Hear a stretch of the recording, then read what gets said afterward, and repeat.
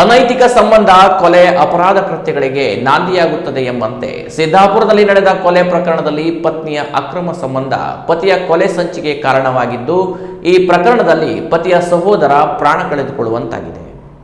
ಸಿದ್ದಾಪುರ ತಾಲೂಕಿನ ಅವರಗುಪ್ಪದಲ್ಲಿ ಕೌಟುಂಬಿಕ ಕಲಹ ಮತ್ತು ಅಕ್ರಮ ಸಂಬಂಧದ ವಿಚಾರವಾಗಿ ನಡೆದ ಗಲಾಟೆ ವಿಕೋಪಕ್ಕೆ ಹೋಗಿ ವ್ಯಕ್ತಿಯೊಬ್ಬರ ಬರ್ಬರ ಹತ್ಯೆಯಾಗಿದೆ. ಅಕ್ರಮ ಸಂಬಂಧಕ್ಕೆ ಅಡ್ಡಿಯಾಗಿದ್ದ ಪತಿಯನ್ನೇ ಮುಗಿಸಲು ಸ್ಕೆಚ್ ಹಾಕಿದ್ದ ಪತ್ನಿ ಅಂತಿಮವಾಗಿ ತನ್ನ ಅಮಾಯಕ ಭಾವನ ಸಾವಿಗೆ ಕಾರಣವಾಗಿದ್ದಾಳೆ. ಈ ಹತ್ಯೆಯ ಮಾಸ್ಟರ್ ಮೈಂಡ್ ಎನ್ನಲಾದ ಶಿವಮೊಗ್ಗದ ಖ್ಯಾತ ಜ್ಯೋತಿಷಿ ಕಮಲಾಕರ ಭಟ್ ಸೇರಿದಂತೆ 7 ಜನರನ್ನು ಪೊಲೀಸರು 24 ಗಂಟೆಯಲ್ಲಿ ಬಂಧಿಸಿ ಕಂಬಿ ಹಿಂದೆ ತಳ್ಳಿದ್ದಾರೆ. ಗಾಯಗೊಂಡ ಮಹೇಶ್ ಮತ್ತು ಆರೋಪಿ ಸುಚಿತ್ರಾ ದಂಪತಿಗೆ 2 ಹೆಣ್ಣು ಮಕ್ಕಳಿದ್ದಾರೆ. ಕಳೆದ 6 ತಿಂಗಳ ಹಿಂದೆ ಸುಚಿತ್ರಾ ತನ್ನ ಮಕ್ಕಳನ್ನು ಕರೆದುಕೊಂಡು ಶಿವಮೊಗ್ಗದ ಕಮಲಾಕರ ಸ್ವಾಮಿ ಎಂಬಾತನ ಜೊತೆ ವಾಸವಾಗಿದ್ದಳು. ಇತ್ತೀಚೆಗೆ ಸುಚಿತ್ರಾಳ ಹಿರಿಯ ಮಗಳು ತನ್ನ ತಾಯಿ ಮತ್ತು ಸ್ವಾಮೀಜಿಯ ಅಸಭ್ಯ ವರ್ತನೆಯ ಬಗ್ಗೆ ಬೇಸತ್ತು ತಂದೆಗೆ ಮೆಸೇಜ್ ಮಾಡಿದ್ದಳು.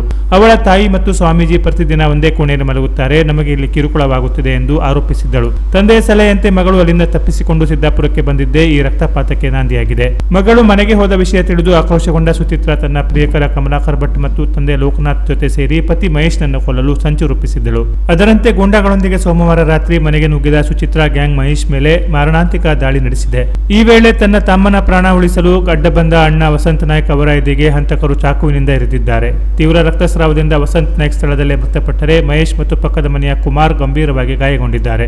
ಇನ್ನು ಮೃತ ವಸಂತ ಅವರ ಪತ್ನಿ ಸಂಧ್ಯಾ ನಾಯ್ಕ್ ಅವರು ಘಟನೆ ಸಂಬಂಧ ಸಿದ್ದಾಪುರ ಪೊಲೀಸ್ ಠಾಣೆಯಲ್ಲಿ ದೂರು ನೀಡಿದ್ರು. ಈ ಹಿನ್ನೆಲೆ ಮಹೇಶ್ ನಾಯ್ಕ್ ಅವರ ಪತ್ನಿ ಸುಚಿತ್ರಾ, ಆಕೆಯ ತಂದೆ ಲೋಕನಾಥ್ ನಾಯ್ಕ್, ಕಮಲಾಕರ ಸ್ವಾಮಿ ಹಾಗೂ 4 ಅಪರಿಚಿತ ವ್ಯಕ್ತಿಗಳ ವಿರುದ್ಧ ಪ್ರಕರಣ ದಾಖಲಾಗಿತ್ತು.